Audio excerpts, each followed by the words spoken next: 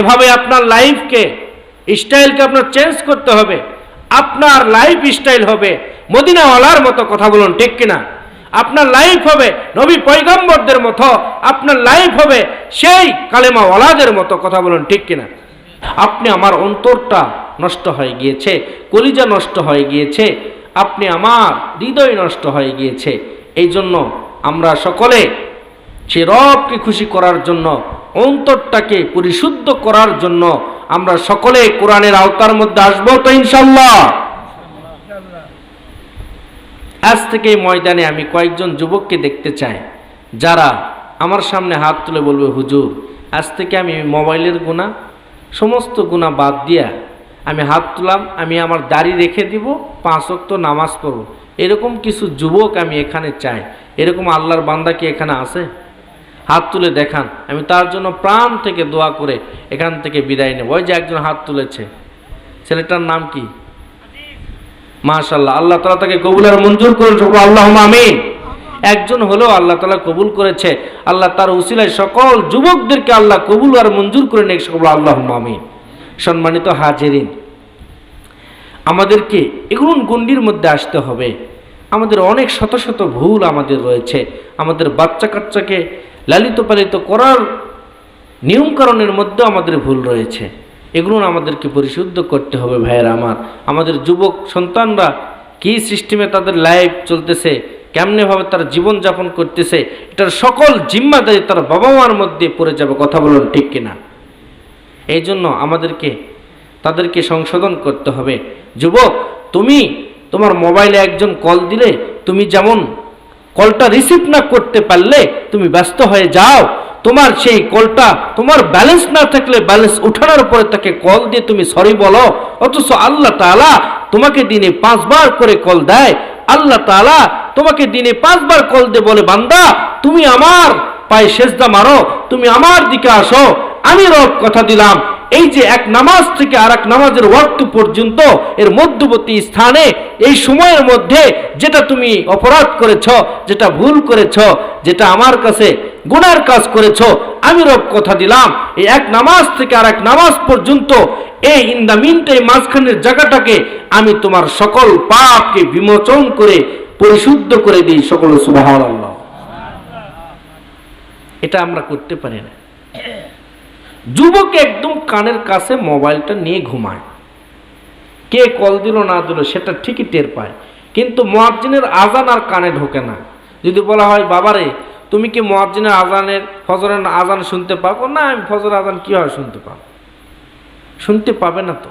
এই যুবক অর্ধ রাত পর্যন্ত মোবাইলে সময় দেয়, এই যুবক তো আজান শোনার কথা না। এই হৃদয় তো আগেই নষ্ট হয়ে যাচ্ছে। আপনার সন্তানও এভাবে আপনাকে একদিন কষ্ট দিবে।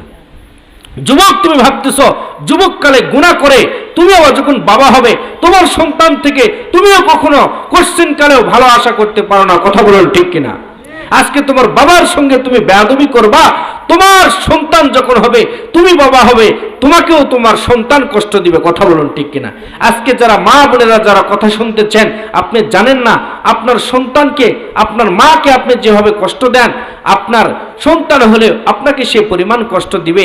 এই জন্য সম্মানিত মা বোনেরা, আপনারা একটু ইসলামের গণ্ডির মধ্যে আসেন, কোরআন হাদিস বুঝতে শিখেন, আমল করতে শিখেন, বাচ্চাদেরকে সেভাবে লালিত পালিত করেন, দেখবেন আল্লাহ তাআলা আপনাদেরকে বরকত দান করবে, সুবহানাল্লাহ।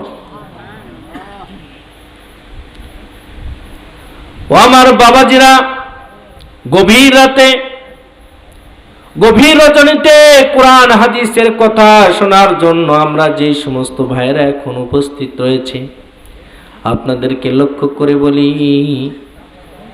কোরআন হাদিসের কথা যদি আমরা কিয়ামত পর্যন্ত শুনি আর এই শোনা অনুযায়ী যদি আমল না করি, আল্লাহ রব্বুল আলামিন আপনি আমার মধ্যে যে হেদায়েতের দিক রয়েছে সেটা কখনো দিবে না।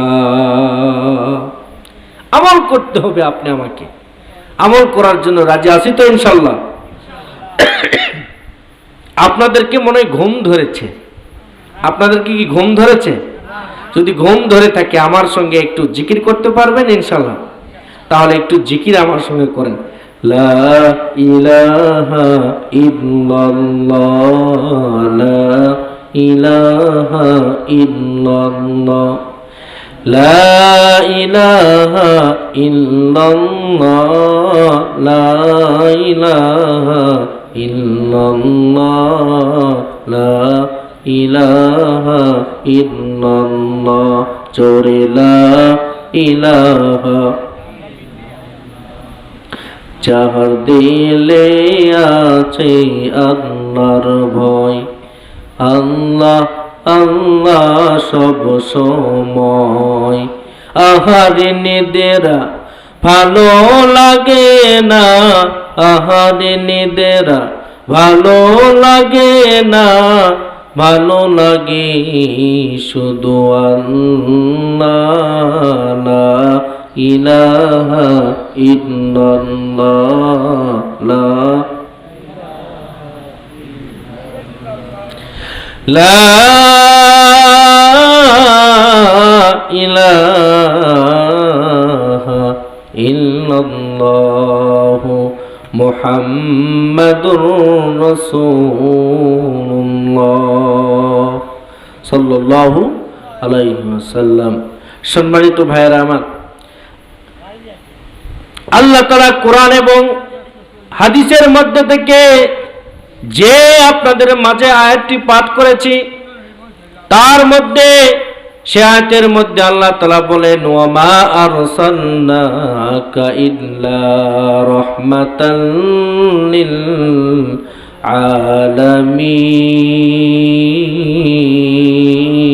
আলামিন। আল্লাহু আকবার বলে। আল্লাহ তাআলা বলে, ও আমার মানুষ সকল, ও আমার বান্দারা, তোমাদের মাঝে আমি রব এমন একজন রহমতের বান্দাকে প্রেরণ করেছি, যে এমন একজন মানুষের মধ্যে থেকে শ্রেষ্ঠতম মানুষ আমি তোমাদেরকে দান করেছি, যেই মানুষ শুধু দুনিয়াতে শ্রেষ্ঠ নয়, দুনিয়াতে সাধারণ মানুষ নয়, এবং রহমত হিসাবে আমি আল্লাহ তাআলা তাকে দুনিয়াতে পাঠাইছি। সুবহানাল্লাহ বলে। সম্মানিত ভাইরা আমার, আমাদের নবী শুধু আপনি আমার নবী নয়, আমাদের নবী হলেন রহমাতাল লিল আলামিন, এমন একজন সত্যবাদী নবী, এমন একজন পয়গম্বর। আল্লাহর নবী সাধারণ কোনো নবী নয়, আল্লাহর নবী হচ্ছে সৃষ্টি জগতের সকলের নবীদের নবী। আমার বিশ্ব নবী, আপনি আমার বিশ্ব নবী, শুধু নবীদের নবী নয়, সমস্ত পয়গম্বরদের নবী। আমাদের নবী আপনি আমার নবী নয়, যত মাখলুক রয়েছে সমস্ত মাখলুকদের নবী।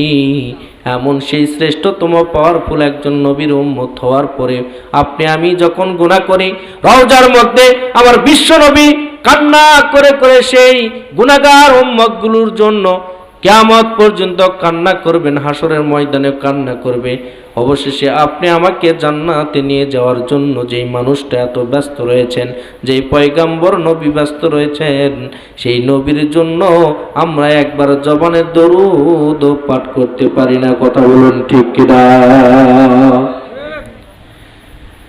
বিশ্ব নবীর হাদিসের মধ্যে ব্যাখ্যায় এসেছে, কোন মানুষ যদি আল্লাহর নবীর উপর যদি একবার দরুদ পাঠ করেন, এই দরুদটা কে পাঠ করলো, তার বাবার নাম, তার বাবার নাম, তার বাবার নাম, এরকম 4 পুরীর নাম সহ যেই মানুষটা দরুদ পাঠ করেছে, সেই মানুষের নাম সহ বিশ্বনবীর রোজায় একটা ফেরেশতা যে বিশ্বনবীকে সালাম জানায়, আপনি আমার সালামটাকে দরুদটাকে পৌঁছায় দেয়। চিল্লায় বলি সুবহানাল্লাহ। নারে তাকবীর। মানিক ভাই এই তাফসিরুল কোরআন মাহফিলে 1000 টাকা করেছে দান। আল্লাহ তাআলা তার বাড়ায় দেখ মান এবং সম্মান। সকল আল্লাহুম্মা আমিন। আরেক ভাই আরিফ ভাই, তিনিও 1000 টাকা করেছে দান। আল্লাহ তাআলা তার জানে মালে যেন বরকত দান করে দেয়। সকল আল্লাহুম্মা আমিন। আল্লাহ তাআলা তাকে জান্নাতে করেন যেন জামিন। সকল আল্লাহুম্মা আমিন। সম্মানিত ভাইরা আমার, টাকা যে দান করুক, আমি কথা বলার মধ্যে আপনারা টাকাটা জমা দিবেন না, কারণ কথা বলতে গেলে এর ভিতর টাকা দান করা ঠিক না। আদায় করবেন এক সময়, কথা বলবেন আর এক সময়। আপনারা যদি টাকা দিতে চান, সাইটে অনেক ভাই রয়েছে, প্রতিনিধি রয়েছে আপনাদের, সেখানে জমা দিবেন। ইনশাল্লাহ পরে এটা নাম ঘোষণা করে আমি ইনশাল্লাহ দোয়া করে দিব। এতে আপনারা বেজার হইলেন? বেজার হয়েছেন? কথা কি ভুল বলেছি? বলতে চেয়েছিলাম এমন একজন রহমতের নবী আল্লাহ তাআলা আমাদেরকে দান করেছেন। সেই নবীর রওজায় যদি একবার আপনি দরুদ পাঠ করেন, আপনার বাবার নাম সহ দরুদটা ফেরেশতা পৌঁছায় দেয়, এবং আপনার নাম সহ যখন রসুলের রওজায় দরুদটা জমা হয়, আল্লাহর রসুল আপনার উপর খুশি হয়ে আপনার উপর আবার রহমত বর্ষিত হওয়ার দোয়া করেন। সম্মানিত ভাইরা আমার, এই জন্য আজকে আমি বিশ্ব নবীকে ভুলে গিয়েছি। জীবন মানে তো একটু কোন রকম ভাবে যদি জীবন যাপন করে মরে যাইতে পারি হয়তো শান্তি। বাপ তার ছেলেকে বলে, বেটা শোন, তুই নামাজ পড়বো কিনা জানি না, দাঁড়িয়ে রাখবি কিনা জানি না, তুই কোন রকম ভাবে যদি একটা চাকরি পাস বা যদি একটা কাজে যদি সেটেল হয়ে যাইতে পারস, এটাই আমার বাপ হিসাবে দেখি আমি মরে গেলেও শান্তি পাবো। কথা বলুন ঠিক কিনা? এরকম বাপ আমাদের সমাজে আছে না নাই? বাপ তার ভাই বর্গ সমাজের শাস্ত্রলে বিভিন্ন জায়গায় বসে থেকে বলে, আমার মেয়েটাকে এমন জায়গায় বিয়ে দিয়েছি খালি সুখ আর সুখ, শান্তি আর শান্তি। আর বেটাকে বলে তুই খালি সেরকম ভাবে তোকে যদি একটা কাজে লাগাতে পারে আমি মরে যাওয়ার শান্তি পাবো রে, এরকম কথা বলে কি বলে না? তুই খালি মরে দেখ তোর কবরত কি হবে। যেই বেটাক তুমি কোরআন হাদিস নামাজের দাওয়াত দাও নাই, কোরআন হাদিস শিখাও নাই, ইসলামের জ্ঞান দাও নাই, ইসলাম অনুযায়ী চলে না, রবের ইবাদত করে না, রবের হুকুম অনুযায়ী চলে না, এই সন্তান যদি আপনার দুনিয়াতে গুনাহ করবে আর আপনি মনে করতেছেন এই সন্তানকে দুনিয়া রেখে আমি কাল কবরে যাব, সেখান থেকে শান্তি শুরু। কাল কবরে যায় থাকো সেখান থেকে তোমার সাইজ করা শুরু। কথা বলুন ঠিক কিনা? অত সহজ না। আমাদের সমাজে সব কিছু উল্টা। আপনাদেরকে আমি বুঝাই তাহলেই বুঝবেন সব কিছুতে কি উল্টা, সব কিছু উল্টা। ভালো কিছু করতে গেলে আপনি দাম পাবেন না। আপনি দুধ বিক্রি করতে হয় রাস্তায়, কোথায় বলেন? দুধ বিক্রি করে কোথায়? রাস্তার পাশে দুধ বিক্রি করতে হয়। আমি বহু দুধের মেলা দেখেছি, রাস্তার পাশে দুধের বোতলগুলো নিয়ে কন্টেনার নিয়ে সে দুধ বিক্রি করতেছে। এত একটা হালাল জিনিস, খুব সুন্নতি খাবার, সেই খাবারটা রাস্তার ধারে ফেরি করে করে বাসায় বাসায় দিতে হয়, বিক্রি করতে হয়। অথচ মদ, গাঁজা, ফিনচিডিল, ইয়াবা, যত অবৈধ জিনিস রয়েছে, এটা যদি আপনি টয়লেট জঙ্গলে বিভিন্ন খারাপ স্থানে যদি একদম ময়লার স্তূপেও যদি আপনি ওখানে যদি লুকে রাখেন, সেখান থেকে নেশাখোররা হুতলে বের করে এনে খাবে। কথা বলুন ঠিক কিনা? জঙ্গলে বিক্রি করবেন তাও আপনার ওখানে টের পায়ে চলে যাবে। কথা বলুন ঠিক কিনা? যেটা হারাম সেটা নেওয়ার জন্য মেহনত করে যদি 7 সমুদ্র পারে হইতে হয় তাও যাবে, সেটা খাবে। কিন্তু যেটা হালাল বাড়িতে আসে দুয়ারাতে আসে এই দুধ নেন তাও নিবে না। কথা বলুন ঠিক কিনা? এই তো মুসলমান সব উল্টা হিসাব। বুঝতে পেরেছেন? আপনি যদি খালি যদি পশুদের মধ্যে থেকে আপনাকে যদি বলা হয় জি আপনি তো কুকুরের বাচ্চা, তখন তো আপনার মন খারাপ। কি মন খারাপ? আপনাকে যদি বলা হয় বিলাইয়ের বাচ্চা, আপনার মন খারাপ। অন্যান্য প্রাণী যদি বলা হয় বাদরের বাচ্চা, মন খারাপ। আর আপনাকে যদি বলা হয় বাঘের বাচ্চা রে, তাহলে কি মন খুশি? পুরেশ। আসলে বলেন তো প্রাণীদের মধ্যে থেকে বাঘ কি আলাদা? সিংহ আলাদা? বাঘের বাচ্চাগুলো ওর কলজায় ঠান্ডা, যশ বাঘের বাচ্চা বললো আমা। মানুষ কি বোঝে না বোঝে বুঝি না। আর বাঘও তো একটা পশু। কথা বলেন ঠিক কিনা? তো বাঘ বললে তোর গর্বিত হয়ে গেল, আর যখনই তো বান্দরের বাচ্চা করো, কুকুরের বাচ্চা, তোমার মন খারাপ। কি মানুষ কি উল্টা বোঝে, কেমন ভাবে চলে? ইসলামিক জ্ঞান না থাকলে যা হয়। কথা বলুন ঠিক কিনা? আমাদের সমাজের বিচার ব্যবস্থায় আপনি দেখবেন সব কিছু উল্টা। আমাদের সমাজ চলতেছে উল্টা, আমাদের মৌলিক জীবন চলতেছে উল্টা, সব কিছুতে আমাদের ভুল। কথা বলুন ঠিক কিনা? আপনার সন্তান যখন বাবার পকেট মারে, এই সন্তান পকেট মারা হয় না। এখন যদি সেই টাকাটা যদি চাচার মারে কি হবে? এলাকায় অর্ধেক গ্রাম মাইকিন হবে। কথা বলুন ঠিক কিনা? যদি বন্ধুর মারে, যদি আর একজনের মারে, পকেট মারে। কি চোর বানাইছিস বেটা? ওই পকেটটাই খালি না কয়ে বাপের পকেট মারে, মায়ের মারে, কোথায় টাকা বাপ মায়ের রাখছে সেখান থেকে মারে। এই তো পকেট মারা হয় না। কি হয় না?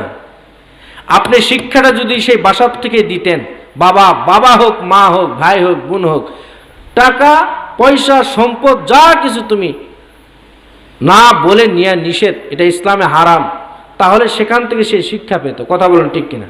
আমাদের বাচ্চাদেরকে যদি বলতেন এশার সালাত আদায় করে ঘুমে যেতে হবে, এই সন্তান কখনো রাতের গুনার আশপাশে যেত না। কথা বলেন ঠিক কিনা? আপনি আপনার সন্তানটাকে গুনাহ করার সহজ করে দিচ্ছেন, পাপ কাজ করার জন্য সহজ করে দিচ্ছেন, তার জিন্দেগি ধ্বংসের জন্য সহজ করে দিচ্ছেন। এই জন্য আমাদের সব সহজ হচ্ছে। কথা বলুন ঠিক কিনা? সম্মানিত হাজিরিন, এই জন্য আমরা যৌতুককে হারাম মনে করি। আর যদি শ্বশুর বাসায় থেকে কিছু দেয় দেনমোহর, সেটা হালাল, ওটা নিয়ে একবার যায় হাসি মুখে। বোঝেন নাই? যৌতুককে খুব ঘৃণিত চোখে দেখি, আবার শ্বশুর বাসার থেকে যদি কিছু দেয় এমনি এমনি, সেটা আবার কি মনে করি? খুব ভাবে সদরে গ্রহণ করি। আজকে জানাই রাখবেন, শুনে রাখবেন,